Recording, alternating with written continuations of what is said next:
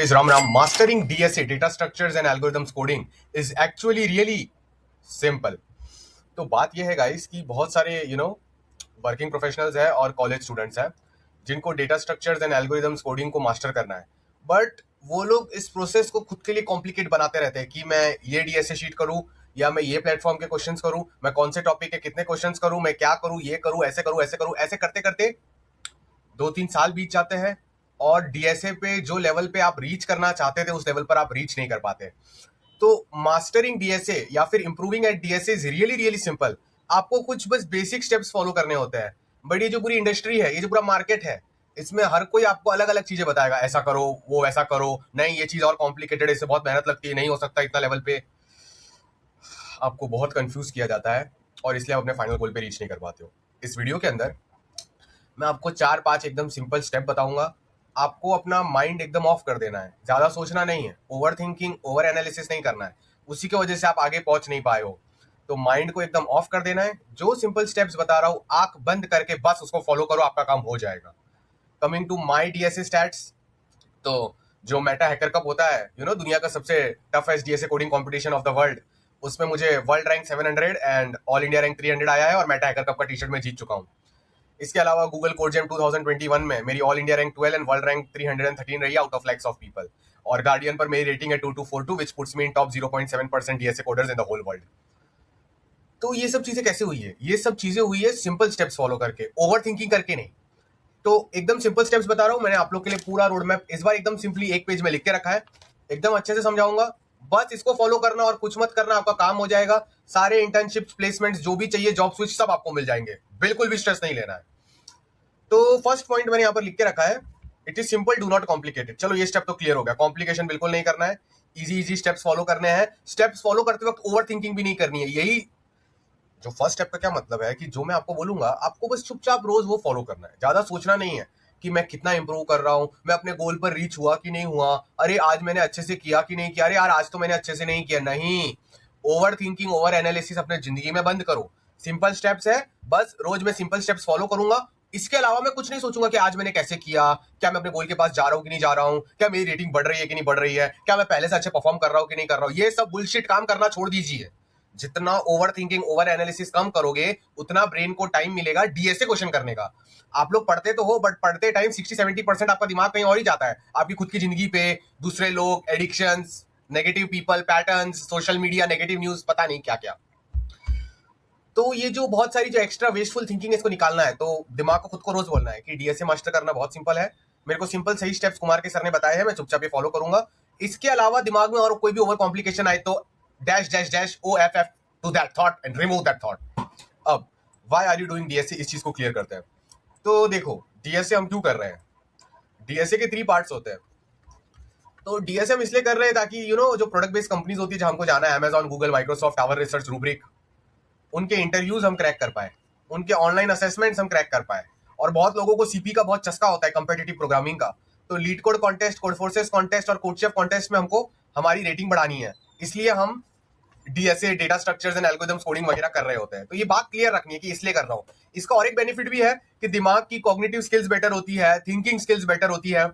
तो जब ये चीजें आपकी बेटर होती है, तो ये दूसरे एरियाज ऑफ लाइफ में भी आपको इस चीज से बहुत हेल्प होती है। आप ज्यादा अच्छे से सोच पाते हो, आप ज्यादा बेटर डिसीजन ले पाते हो, आप एक बहुत अच्छे सॉफ्टवेयर इंजीनियर बन पाते हो। ठीक है, तो ये चीज क्लियर हो गई। अब नेक्स्ट पॉइंट पर चलते हैं, एनर्जी इनपुट। ये बहुत इंपॉर्टेंट है। देखो, डीएसए मास्टर करना है तो बस एक सिंपल चीज करनी है, वो है एनर्जी इनपुट। आपको डेली सुबह उठ के 5 घंटे डीएसए करना है, बस ये बात याद रखना। न्यूटन सर ने बोला था, आइजैक न्यूटन सर ने क्या बोला था? Every action has equal and opposite reaction. इसका क्या मतलब है? ये जो मैंने टाइम स्टैम्प पे अपना बाइसेप दिखाया था, आप लोग को वो टाइम स्टैम्प नीचे लिखना है, ताकि मुझे पता चले कितने लोग थे इस वीडियो में जो यहां तक फोकस कर पाए। और जो सबसे पहले ये चीज करेगा, उसका तो मैं क्या बोलते, कमेंट पिन कर दूंगा। अब ध्यान से सुनो गाइस, चीज लाइफ में बहुत सिंपल होती है। 5 घंटे रोज बैठ के डीएसए करना होता है, आप लोग ये करते नहीं हो।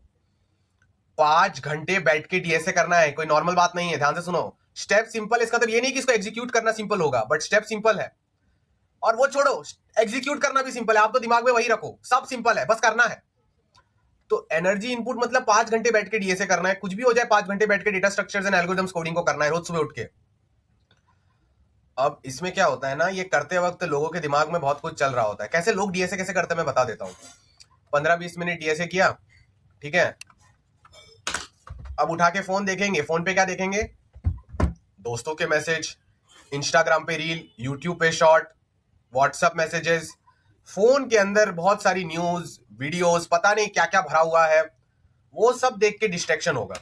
डिस्ट्रैक्शन में टाइम पास किया, अब फिर से 15-20 मिनट डीएसए करेगा, फिर से डिस्ट्रैक्शन हुआ, फिर से 15-20 मिनट डीएसए करेगा, फिर डिस्ट्रैक्शन इतना बड़ा होगा कि वो डीएसए करना भी छोड़ देगा, रोक देगा। तो बात को समझो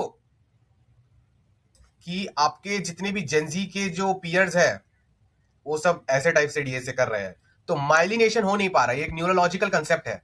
जब आप डेटा स्ट्रक्चर्स कोडिंग एल्गोरिथम करते हो तो ब्रेन का एक पार्ट का न्यूरल सर्किट होता है। जब आपका ब्रेन है इतना बड़ा सीपीयू, इसका एक डीएसए का सर्किट स्ट्रांग बनना चाहता है, तो वो स्ट्रांग तभी बनेगा जब सिर्फ आप 5 घंटा डीएसए करोगे रोज। बट अगर आप डीएसए करते हो दूसरी चीजें भी करते हो तो दूसरे जो सर्किट्स होते हैं वो इसके साथ इंटरफियर करने लग जाते हैं, तो फिर डीएसए का सर्किट स्ट्रांगली बन नहीं पाता है। तो आप भले ही डीएसए 5 घंटा कर लो ऐसे डिस्ट्रैक्टेड फैशन में, बट प्रॉब्लम क्या होगी, प्रॉब्लम ये होगी कि आप डीएसए को उतना अच्छे से रिटेन नहीं कर पाओगे, उतना ज्यादा अच्छे से समझ नहीं पाओगे, और जब न्यू क्वेश्चन सेम पैटर्न में पूछा जाएगा तो आप उस चीजों को कर नहीं पाओगे। समझे बात को।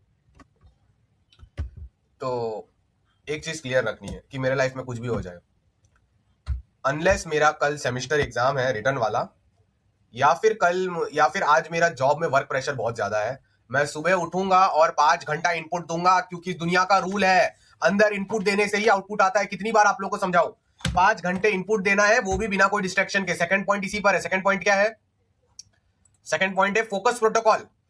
Guys, data structures and algorithms coding में फोकस कैसे बढ़ाना है, इसके ऊपर मैंने 100 घंटों 200 घंटों की रिसर्च कर रखी है। उसके लिए ये फोकस प्रोटोकॉल वाला वीडियो देख लेना, ये डॉक्यूमेंट आपको डिस्क्रिप्शन में मिल जाएगा, ठीक है। तो फोकस प्रोटोकॉल की एक बात कर लेते हैं। तो फोकस प्रोटोकॉल क्या होता है कि सुबह उठना है, मॉर्निंग में आप उठोगे, ये चीज हमेशा याद रखना, मॉर्निंग में उठे, बहुत जल्दी उठने का ट्राई करना, रात को टाइम पर सोना, मॉर्निंग में आप उठे।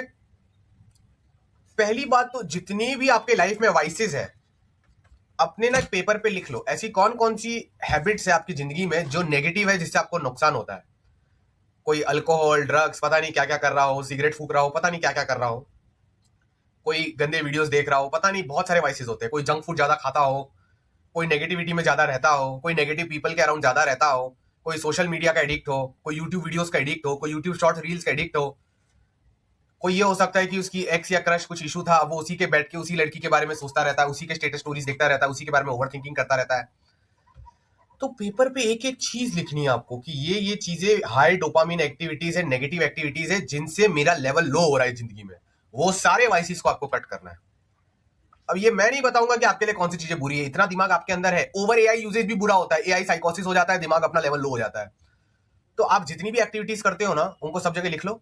आपको लग रहा है जिस जिस एक्टिविटी से नेगेटिव इफेक्ट आ रहा है उस सब एक्टिविटीज को लिख लो, सबको लाइफ से बाहर निकाल दो, कट ऑल। अब क्या करना है, सुबह उठे आप, याद रखना output is energy into focus. Energy 5 घंटा डाल दी, बट फोकस कैसे मैक्सिमाइज करना है। सुबह 5 घंटा उठना है, लैपटॉप एकदम अच्छे से यहां पर रखना है, वाटर रखना है, फैन स्पीड से ऑन कर दो या एसी ऑन कर दो, सनलाइट रखो थोड़ी सी या जितनी आपको चाहिए रखो। और आप क्या करोगे कि आप सिर्फ यहां पर लैपटॉप में डीएसए कोडिंग का क्वेश्चन खोलोगे, उसका अगर आपको चाहिए तो टेक्स्ट सोल्यूशन, वीडियो सोल्यूशन या ब्लॉग डिस्कशन और कंपाइलर। इसके अलावा 5 घंटे तक ये मोबाइल खुलना ही नहीं चाहिए। S24 अल्ट्रा प्रो, इस चीज यही आपको बर्बाद कर सकती है और कोई चीज बर्बाद नहीं करेगी, याद रखना इस दुनिया में। इसको लो तो दूसरे रूम में रख दो, जल्दी से इसको लो दूसरे रूम में रख दो 5 घंटे के लिए। 5 घंटे के लिए कोई इंसान भी आपको कांटेक्ट नहीं करना चाहिए। कोई फोन आ रहा है तो फोन भी नहीं उठाना आपको, अनलेस इमरजेंसी और फैमिली। आप किसी बंदे को आप बोल सकते हो कि फोन आए तो आप देख लेना कौन इंपॉर्टेंट, तो मुझे बता देना। 5 घंटे के लिए लैपटॉप में पढ़ाई के अलावा और कोई कंटेंट मटेरियल नहीं खुलेगा। आप लैपटॉप पे व्हाट्सएप ऐप नहीं खोलेंगे, इंस्टाग्राम नहीं खोलेंगे, लिंक्डइन नहीं खोलेंगे। जब 5 घंटे विदाउट डिस्ट्रैक्शन डीएसए करोगे ना, तो बहुत धड़ धड़ इंप्रूवमेंट होने लग जाता है। आपका जिंदगी में इंप्रूवमेंट इसीलिए नहीं हुआ, ये था सिंपल स्टेप। क्या करना था, सुबह उठना था, विदाउट एनी डिस्ट्रैक्शन 5 घंटा डीएसए करना था। बस सुबह उठो, विदाउट एनी डिस्ट्रैक्शन 5 घंटा डीएसए करो। सुबह उठो, विदाउट एनी डिस्ट्रैक्शन 5 घंटे डीएसए करो। रिपीट विद मी, सुबह उठो, जीरो डिस्ट्रैक्शन के साथ 5 घंटे डीएसए, और बीच में पानी पीना है। ब्रेक लेने का मन हो रहा है तो हाई डोपामिन वाले ब्रेक नहीं लेने आपको। क्या करना है, ब्रेक के टाइम पे वॉक कर लो, पानी पी लो, इधर उधर घूम लो, मोबाइल मत खोलना। फिर भी बहुत मोबाइल लैपटॉप खोलने की जरूरत है तो ये खोल के सिर्फ ईमेल्स को रिप्लाई कर लेना। कोई भी बाहर की चीज आपके दिमाग में घुसी तो वो आपके डीएसए सर्किट्स को तोड़ देगी। इस पे मैंने बहुत डीपली वीडियोस बनाए हुए, चेक कर लेना। नेक्स्ट चीज, बेस्ट रोड मैप एचडीएसए वर्सेस एनएसडीएसए। तो चलो इस चीज की भी बात कर लेते हैं। तो देखो, बात को समझना पड़ेगा आपको कि 2020 में ना कंपनियां सिर्फ स्टैंडर्ड डीएसए क्वेश्चन पूछती थी, इसको स्टैंडर्ड डीएसए शीट के क्वेश्चन बोल देते हैं, एचडीएसए। और अब 2026 में company non standard DSA question पूछती है। बट जितने भी क्रिएटर्स इन्फ्लुएंसर्स है वो आपको झूठ बोलते हैं। वो आपको बोलते हैं कि भाई आप बस इन्फ्लुएंसर डीएसए शीट कर लो, मैं उनके नाम नहीं ले रहा हूं कौन सी डीएसए शीट्स है, और वो करके आप सारे ओए क्रैक कर लोगे, इंटरव्यू क्रैक कर लोगे। अरे ये झूठ है। आप जीएफजी पे जाओ या लीड को डिस्कस पे जाओ और सारे रिसेंट कंपनी के क्वेश्चंस चेक करो, उन्होंने इंटरव्यू ओए में क्या पूछा था। आपको पता चलेगा मैक्सिमम क्वेश्चंस ये हार्ड और अनसीन पूछ रहे हैं। एलएलएम ओए के अंदर एलएलएम प्रूफ डीएसए क्वेश्चन आ रहा है, हार्ड डीएसए क्वेश्चन आ रहा है, और इंटरव्यू के अंदर अलग ही टाइप के डीएसए क्वेश्चन आ रहे हैं। कैसे? जो भी प्रोडक्ट बेस्ड कंपनीज है अलग अलग टाइप के डीएसए क्वेश्चन पूछती है। पहले एक स्टैंडर्ड टाइप का डीएसए क्वेश्चन पूछेगी, इसका फॉलोअप पूछेगी जो टेस्ट करेगा कि आपको नॉन स्टैंडर्ड डीएसए कितना आता है। फिर कभी कभी पहले स्टैंडर्ड डीएसए क्वेश्चन पूछेगी, फिर सिस्टम डिजाइन का फॉलोअप पूछ लेंगे। फिर कभी कभी डायरेक्ट कॉम्पिटिटिव प्रोग्रामिंग का non standard DSA question interview में ही पूछ लेंगे। उबर के इंटरव्यू चेक कर लो। कभी कभी आपको DSA non standard DSA question फिर से पूछेंगे और उस पर स्टोरी मिक्स करके पूछ देंगे आपको कि ये स्टोरी है, सॉल्व करो। मतलब कंपनीज के तरफ से पूरी जोर लगाई जा रही है कि जो डीएसए शीट्स के अंदर क्वेश्चन है ना, उसके अलावा आपको क्वेश्चंस पूछे जाए।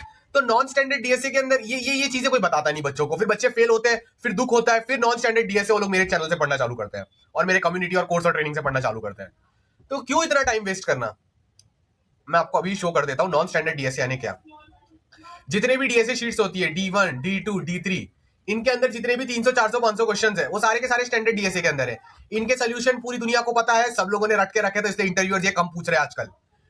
एनएचडीएसए यानी लीड कोड या जीएफजी का कोई भी मीडियम हार्ड क्वेश्चन जो ज्यादा पॉपुलर नहीं है, बहुत ज्यादा, मतलब जो स्टैंडर्ड डीएसए शीट के अंदर नहीं है, वो नॉन स्टैंडर्ड डीएसए में आ जाता है।